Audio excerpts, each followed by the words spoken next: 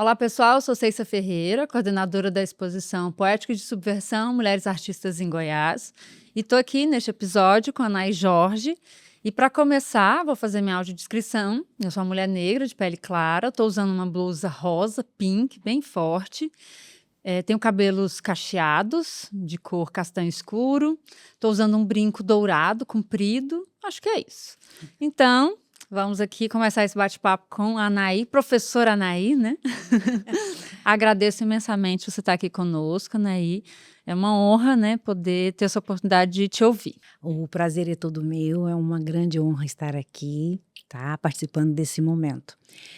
Meu nome é Anaí Jorge, sou mulher, parda, tenho cabelos negros aos ombros, tenho uma estatura mediana, sou filha do divino, ceramista e escultor goiano, sou filha da Maria Antônia, professora e pedagoga. Sou, então, uma mistura, né, de aptidões que veio aí desse ninho familiar. Sou artista visual, escultora, ceramista, sou professora de cerâmica e de escultura há mais de 33 anos aqui em Goiás.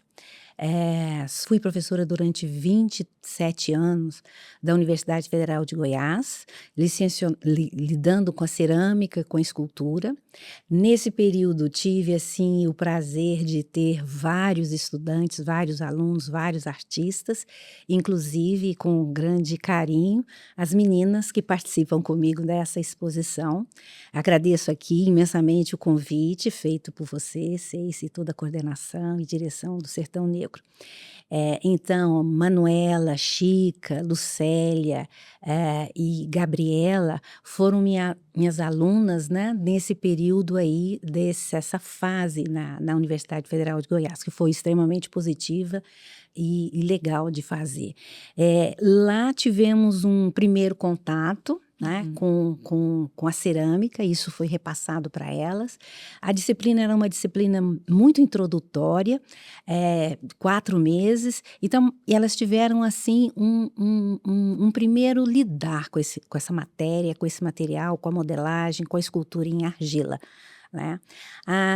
O segundo momento, que foi um pouco mais intenso e profícuo, foi quando eu comecei a dar aula no Sertão Negro, foi em 2021. Sim, eu me lembro do dia que a gente recebeu você e abriu o forno, né? Fez a inauguração, literalmente, né? Tirou assim do plástico o forno de cerâmica. Foi um momento muito, muito especial, né? Muito Você está com a especial, gente desde esse comecinho ali, né? E é muito importante, assim, Anaí, ter você nessa exposição por esse lugar, sem dúvida, de professora que atravessa a formação das artistas e também de outros artistas. O próprio Dalton foi seu aluno, né? E tantos outros artistas, né, daqui de Goiás que fizeram o curso de artes visuais, mas também pensar a tua importância como artista, né? E aí pensar também essa distância, digamos, essa diferença na idade que diz respeito também às trajetórias, né, os desafios que você enfrentou e enfrenta, né, sendo uma mulher artista em Goiás. Então, acho que esse encontro com as outras 4 artistas é muito, muito especial, muito importante para a gente. Nossa, imagina. Elas tiveram, então, um contato no sertão de uma forma mais intensa. Elas já estavam com as suas propostas, linguagens mais amadurecidas, já sabiam o que fazer, né? E a argila veio, então, como uma luva, entendeu? Transmitindo ali com suas simbologias e metáforas, né, o que elas queriam falar. Sim. O corpo, o inconsciente, a memória. A argila trata da memória geológica, a memória cultural, né, Exato. e a ancestralidade, que é uma coisa que é passada de pai, de mãe para filho, de gerações e gerações, né? Então, aí elas tiveram esse contato e o trabalho, eu fico feliz que eu vejo que o trabalho deslanchou e elas estão felizes nessas produções. produções. Sim, Lucélia, o quanto desenvolveu, né? Assim, e ela desenvolve a técnica da escultura no Sertão Negro, o trabalho hoje, né? O torrão, né? Que ela faz os bustos de pessoas da própria família, com uma riqueza de detalhes que as pessoas ficam encabuladas, né? É muito bonito ver, né? Esse processo. E elas continuam, o sertão está sempre aberto à cerâmica e elas continuam produzindo, mostrando. A Manuela mesmo hoje me mostrou o trabalho. E aí a gente deixa de ser essa professora e torna uma colega, até mesmo uma amiga, né? Assim, compartilhando, na verdade, experiências com essa matéria e dentro dessas diversas linguagens que cada uma, né, está mostrando e está desenvolvendo. Sim. Feliz, eu fico feliz. Que bom, Nay. Eu queria que você falasse um pouquinho das obras que você traz para a exposição. Eu acho muito rico a forma como você vai articulando diversos materiais, né, nessas escolhas, né? Então tem a gordura, tem cera de abelha. Então eu queria que você falasse um pouquinho para a gente, né, das obras e desses materiais. Eu estou apresentando ali, nós estamos apresentando 6 obras. Nós temos Balas Quebradas, que é uma obra bem inicial. Ela veio de 2017, ela vem de um projeto de pesquisa, onde eu lido com o elemento bala como símbolo ali de uma violência, né?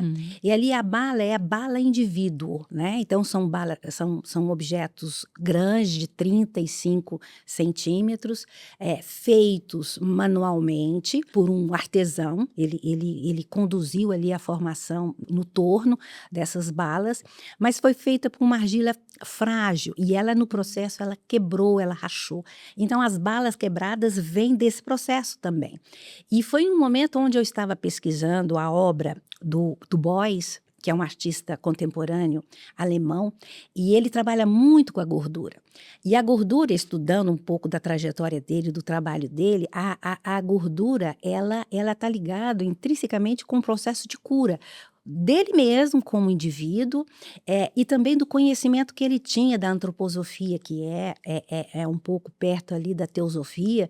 Então, a gordura, ela é um elemento muito discutido, muito conhecido na alquimia, que junto com o mercúrio e o sal dá o equilíbrio do corpo em quantidades iguais ou exatas ali. Então ele trabalhava muito levando a gordura para os lugares mais violentos da Alemanha, né? E ele colocava isso. E eu pensei, gente, ela está próxima da argila, porque a argila também é cura. A argila, ela é cicatrizante, ela é anti-inflamatória, ela tem vários aspectos que traz isso. Eu falei, não, então é agora que eu vou trabalhar, trazer, e a cera de abelha veio um pouco depois. As duas, de uma certa forma, também são da categoria do enxofre, são elementos alquímicos desse campo aí de estudo. Uma endurece a outra. Então você tem ali um material maleável, como a argila, mas que vai solidificando, né? E dá uma maior perenidade para a obra, maior firmeza ali. E foi por isso que eu trouxe, dessa forma, a cera de abelha, a gordura, para compor junto com a argila esse processo de cura. Aí eu comecei a desenvolver, então, o conceito de cura no trabalho, né? E que vem desdobrando em todas as obras. Né? Tem as balas quebradas, tem as balas queimadas, que são copos. São múltiplos, na verdade, não é uma só obra, são vários módulos, objetos feitos processualmente de forma semelhante, mas que você for ver, eles são diferentes. Cada um é diferente do outro, mas são um coletivo. Então, eu estou falando também do coletivo e do individual. E esse processo de cura desse corpo, que não é só físico, né? São várias dimensões. É o corpo emocional, é o corpo mental. E cada dimensão tem um processo de cura, de um funcionamento. Então, eu vou desdobrando isso nesse trabalho. No trabalho de, por exemplo, uma mesa para 4, já é uma bala pequenininha, né? Que não é uma bala que fere o corpo físico, mas que às vezes envolve, comunica ali no emocional, no mental. E é dentro de um contexto familiar. eu trabalho com o signo da mesa, Sim. não só da bala, que é a violência, mas a mesa, que é a comunhão, a socialização, é onde a gente senta dentro de uma família, né, para conversar. E mesmo ali pode haver, né, Sim. esses lances, essas minúcias, assim, que são de uma forma velada de violência, né? Sim, sem E lá dúvida. está a gordura, e ali está um trabalho onde você circula, envolve o público, Sim. né? Na obra Dissipando Gorduras, Balas Grandes, volto de novo para esse indivíduo violento, né? E trabalho também com a cura, e também com o conceito de mudança de vibração. Né? Aí a gente vem com conceitos que vêm da física quântica, do funcionamento desse corpo que é mais ínfimo, invisível e que existe, né? Que é o nosso corpo emocional e mental. E o perdão é uma forma de mudança disso, de um funcionamento, e que ajuda e colabora com o processo de cura aí desse complexo físico, né? Tem as balas queimadas, tem as balas engorduradas, todas são vários múltiplos, semelhantes e diferentes ao mesmo tempo. Então, eu falo de uma coletividade, eu falo de uma individualidade, mas de um funcionamento que é comum, né? Dividido ali, compartilhado por todos, né? Uso muito o esmalte, a cor branca. A cor branca é uma cor que tem uma vibração muito alta, né? E ela, de uma certa forma, ela chama atenção para esses detalhes, para essa textura, para essa forma de envolvimento da cera, da gordura, com a cerâmica em forma de bala. Né? Trabalho com curando corpos, aqueles módulos na parede, na altura dos olhos, que tem um envolvimento maior com o público. E eu falo dessas balas que são enviadas e balas que são recebidas, e tudo isso entra num processo assim de cura. Muita coisa a gente envia sem ver, sem perceber, e muita coisa a gente recebe, né? Então, vou discutindo essas possibilidades, desdobramentos dentro de cada trabalho. Muito bom te ouvir. Eu achei muito bacana, queria só retomar, no comecinho da tua fala, na audiodescrição, você fala dos seus pais e dessa referência que você tem também, de uma referência familiar que já trabalhava com cerâmica, né? Então, acho que é muito legal também ouvir, eu queria saber, assim, dessa continuidade que você faz no trabalho com a cerâmica, essa experiência familiar e tal. A cerâmica, eu escutei isso muito do meu pai, era a herança que ele ia nos passar, e ele passou. Durante a infância, foi muito lúdica, né? Minha mãe era mulher que trabalhava fora e meu pai trabalhava dentro de casa. Então, ele meio que comandava e nos olhava ali, né? Então, a infância foi lúdica, a gente ficava em torno dele, dentro do ateliê, e ele passava, logicamente, um pedaço de argila para um, para outro, e a gente foi desenvolvendo essa ligação, né? Essa proximidade com esse material. Na adolescência, isso se tornou mais disciplinado. Ele, de uma certa forma, ele conduzia as nossas horas vagas da escola. Então, todo mundo trabalhava no ateliê. Então, nós tínhamos horário ali, a gente trabalhava, ele era bem disciplinado em relação a isso. Então, todos passaram por essa formação. E foi realmente a herança que ele nos deixou, né? Primeiro, o amor por essa matéria. Ele inicialmente ele era caminhoneiro. Ele comprou uma cerâmica e começou a ver a argila, e nas horas vagas ele modelava a argila. Olha. Escondia isso debaixo da cama.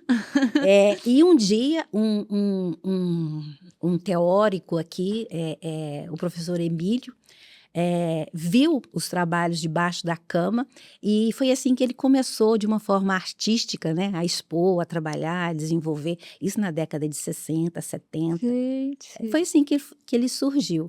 E então, todo esse processo da modelagem, construção, da secagem, da queima, da esmaltação, a gente passou... todo esse conhecimento veio dessa fase familiar, né? Depois veio o curso, ali eu afinei um pouco a questão da modelagem, Mas eu já trazia esse conhecimento já desde a infância em relação à argila, né?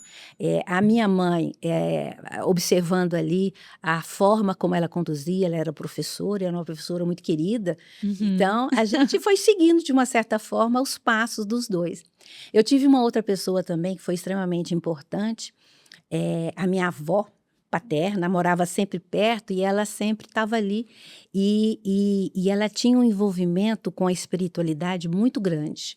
Ela era uma médium muito sensível, tá? Aham. Passou um tempo com o Chico Xavier e tudo. Gente. Então, essa questão da comunicação, dessa coisa mais ostensiva da mediunidade, se tornou muito normal e natural, né? Sim. Eu via isso, eu pensava, nossa, eu preciso estudar isso, ver como que isso acontece, né? Então, foi desse período familiar, né, da infância, da adolescência, que foram, de uma certa forma, conduzindo a minha pesquisa, né? E eu acho que agora, principalmente depois do doutorado, eu fui resgatando esses conteúdos e cruzando, né, de uma certa forma, Sim. o corpo, a figura humana, que eu sempre trato do humano, mais Aham. dentro do que fora, essa questão dessa conjunção entre o visível e o invisível, espiritualidade, materialidade, né? Essas experiências que eu fui tendo também ao longo da adolescência, do período adulto, de passar por diversos grupos que trabalham com essa questão da comunicação, né, entre o visível e o invisível, dessa mediunidade, lendo, me informando, e vendo esses efeitos que foram, de uma certa forma, aproximando, né, das minhas produções, das minhas esculturas, e no doutorado isso cruzou. E hoje eu trabalho, né, com essa interface aí desses conhecimentos que vem desse lugar, dessa comunicação, do visível, do invisível, né? Desses conhecimentos que vêm da alquimia, da teosofia, né? Da fraternidade, essa questão é um pouco mais espiritual, Uhum. junto com a argila, que traz essas questões também, essa Sim. materialidade, essa espiritualidade, essa mãe, essa argila que tem. São culturas que trazem esse envolvimento, né, do humano com Sim. o espiritual através da argila. Sem dúvida, né, a Né? gente tem a cosmovisão africana, Nanã, que é o barro primordial, né, a lama E primordial. justamente É, nesses conhecimentos afros brasileiros, sim. nos indígenas, né?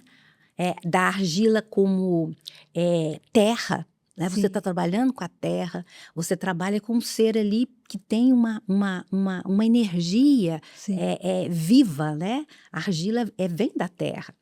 É, a ancestralidade, a religiosidade. sim. Então, tudo isso, de uma certa forma, eu incorporo e modelo, né, nas propostas que estão aí nessa exposição. Nossa, bom demais te ouvir. Outra coisa que eu acho que a gente deve destacar, assim, é pensar esse exercício da docência, né, e aí você também transita, né, tem a experiência, né, enquanto professora na universidade, e transita por outros espaços, né, a gente pensar o curso de cerâmica lá no Sertão Negro, o trabalho de auxiliar os artistas, né, e que relembro o quanto você foi fundamental, né, no processo de produção das obras de Embarque Bouchichi, um artista marroquino que a gente recebe no Sertão Negro, no processo de produção das obras que vão para a última Bienal, né?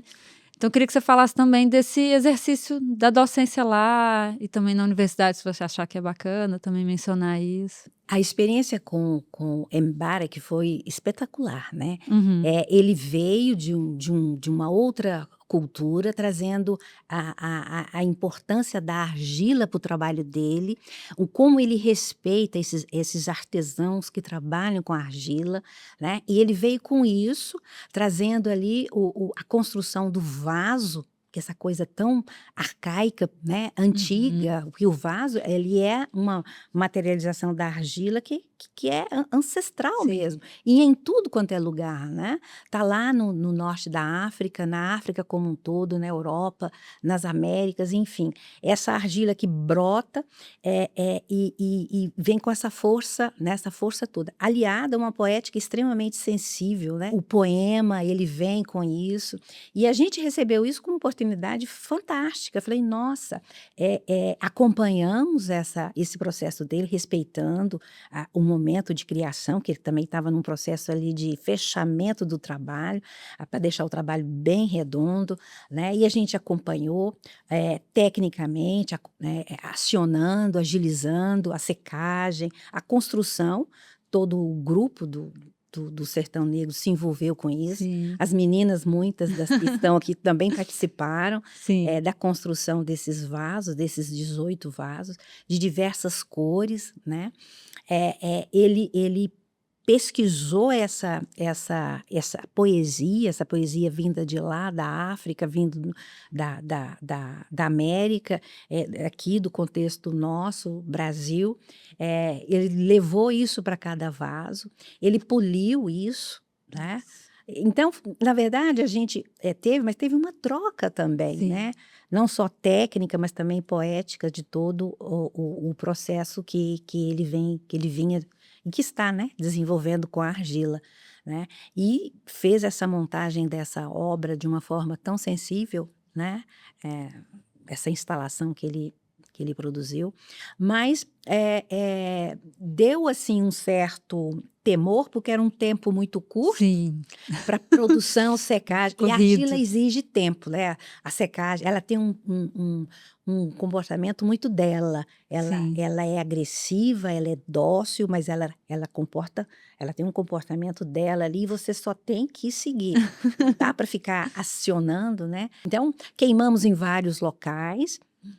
A parte de esmaltação também foi bem feita, ele conduziu isso da forma como ele queria, e a gente seguimos ali paralelamente ao lado dele, ajudando no que não foi possível, né? Uhum. E grande parte desses residentes fazem justamente isso. A grande maioria já tem um conhecimento e a gente só acompanha, vendo ali os aspectos técnicos, agiliza e executa isso de uma forma assim o mais segura possível. Mas todos eles já têm assim uma poética, uma linguagem desenvolvida, então a gente não entra muito nesse aspecto, não, mas no aspecto técnico, de acompanhamento, de assessoria em relação à cerâmica e suas etapas. Esse direcionamento é possível mais para quem está começando, né? Quem está no curso regular e tal, né? Isso, mas um tempo de um mês, 2 meses, assim, a gente fala, a gente conversa, a gente discute. Muitos dos residentes chegam lá e a gente apresenta todas esses desdobramentos poéticos que hoje a gente vê dentro da arte contemporânea em relação a essa matéria, né, argila. E eles produzem, né? Muitos têm um contato inicial, primeiro ali, mas grande parte já vem já com uma formação, né? E a gente pode desenvolver isso de uma forma mais livre, leve. Sim. Né? A gente também recebeu a J. Mombassa, né, que veio para o sertão para produzir, né? E aí, só fazendo um link com isso que a gente está falando da cerâmica, a residência artística oferece essa oportunidade de ficar uma semana lá no Quilombo Calunga, e eu sempre relembro o momento da coleta da argila, né, que é feita lá no Quilombo. Então, é um momento muito mágico. Eu lembro do Ambara, que nas fotos está assim, super sorridente, super empolgado, né? E a gente pensar essa conexão também com o que é fazer arte contemporânea aqui em Goiás, né? Esse desafio, né? E também as possibilidades, sem dúvida. E você tem uma trajetória aí, né? De fazer arte contemporânea, né? Nesse estado, né? Queria que você comentasse um pouquinho. Olha, eu venho desse momento familiar, né? Meu pai já era ceramista, já na década de 60, 70. Eu começo a trabalhar na década ali de 90. E eu já sentia que era difícil. A cerâmica não é fácil de trabalhar. E também naquela época não era como é hoje. É bom a gente passar por tanto tempo assim, que você vai vendo como as coisas vão modificando. Mas naquela época, trabalhar com argila, com a cerâmica, era desafiador, era difícil, né? Eu percebi isso nele. A minha trajetória, eu acho que ele, de uma certa forma, facilitou a situação para mim, né? Eu já recebi muito desse conhecimento, desenvolvi, tive a oportunidade de ter um emprego, e isso me deu base para desenvolver uma pesquisa mais autoral, mais de linguagem, né? Então, eu intensifiquei isso quando eu comecei a minha docência. Vi como é que agia, entendia, eu tive que estudar um pouco mais e aliar essa argila dentro dessa contemporaneidade. E aí foi desenvolvendo propostas, 90, 2000, fiz um doutorado, mestrado, um doutorado. Então, tudo isso você vai vendo como é que a argila está acontecendo fora, né? E você vai trazendo esse contexto, unir a argila com metal, com Sim. borracha, explorando o processo artístico, interferindo nisso. Comecei fazendo objetos, deixei um pouco a argila, fui para a fotografia, trabalhei com metal, trabalhei explorando, né, essa coisa temporal que o metal tem, de corrosão, a questão do corpo, da morte, enfim, fui trabalhando com outros materiais, investi em outras pesquisas também. E no doutorado eu trouxe de novo a argila, a porcelana, trabalhei com ela, trabalhei com vídeo, trabalhei com vídeo instalações, e isso foi, de uma certa forma, expandindo, né? Então, hoje, quando eu retomo a argila e jogo ela, transito com outros materiais,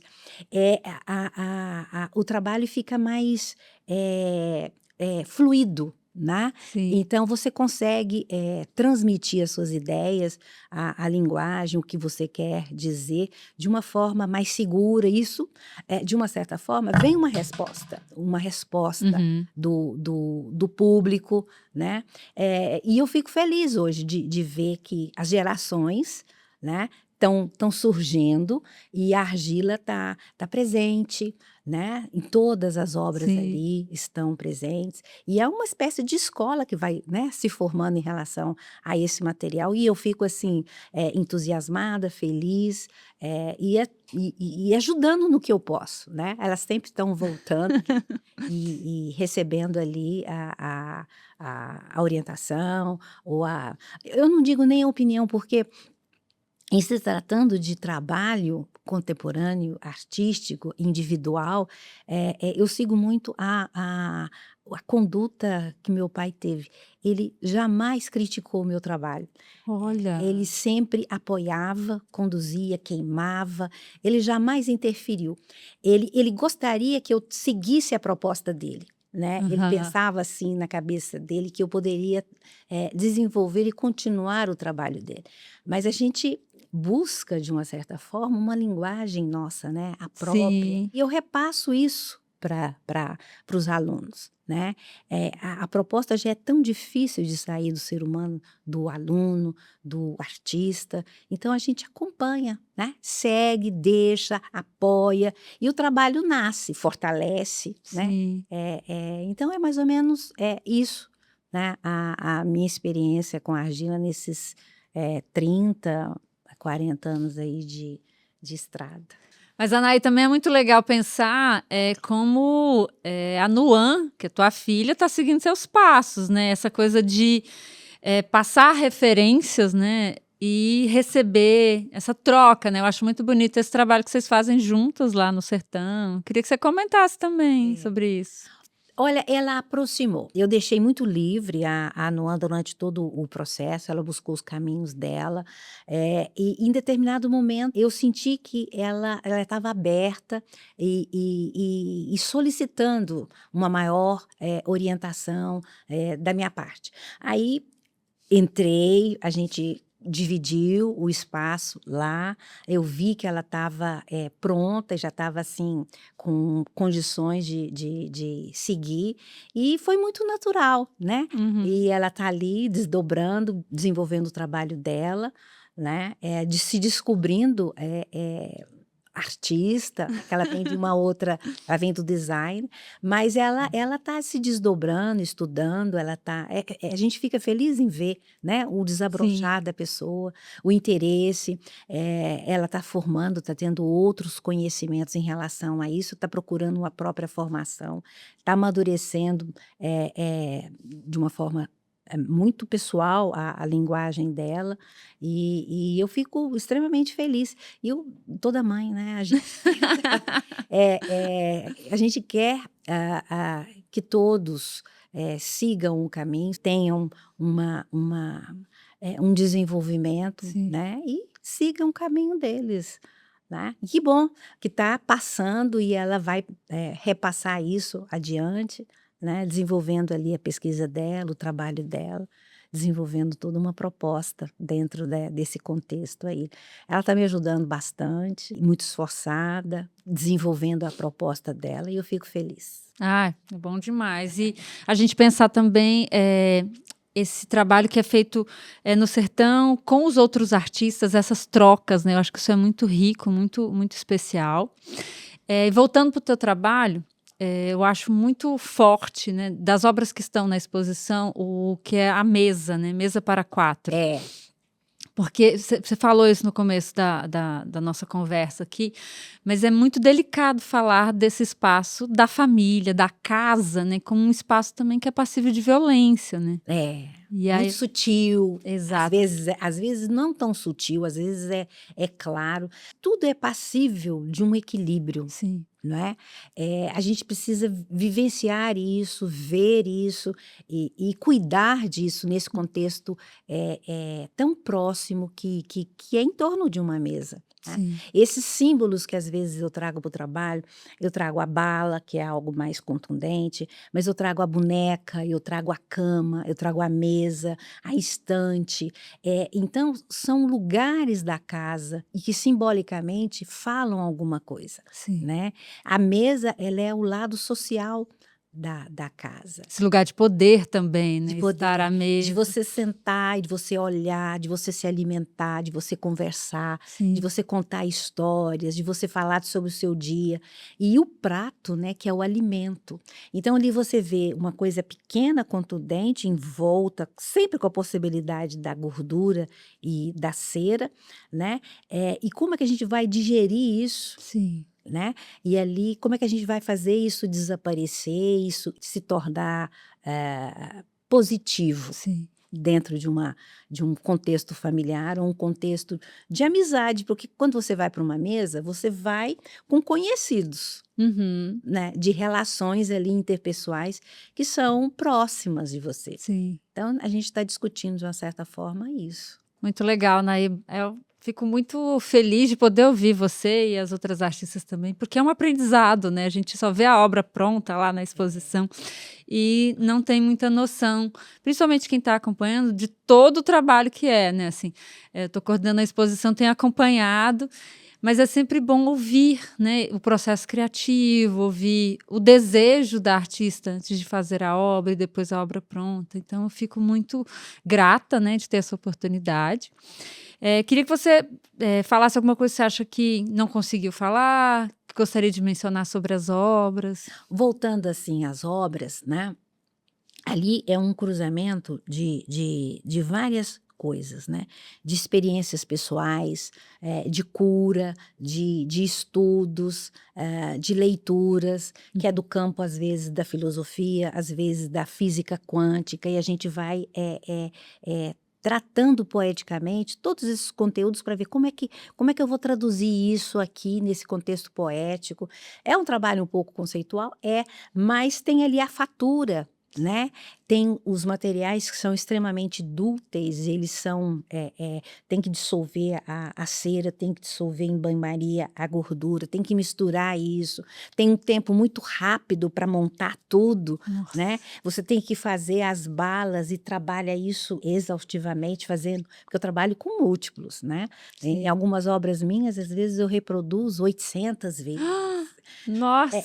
Então, o múltiplo, para mim, ele é muito visceral. A gente Aham. fala quando você coloca muito num trabalho. Então, você torna aquilo visível, né? Você chama atenção para aquilo. E fazer isso no tamanho grande, no tamanho pequeno, em Uhum. proporções reais, né? Modelando isso, trabalhando com a escrita, né? Eu estou Sim. começando a trabalhar com a escrita também, que eu acho que é uma forma conceitual de estar falando de emoções, de linguagens ali, tentando traduzir da melhor forma para o público, porque essa distância desse tipo de arte para o público é muito grande, nem que Sim. todo mundo conhece.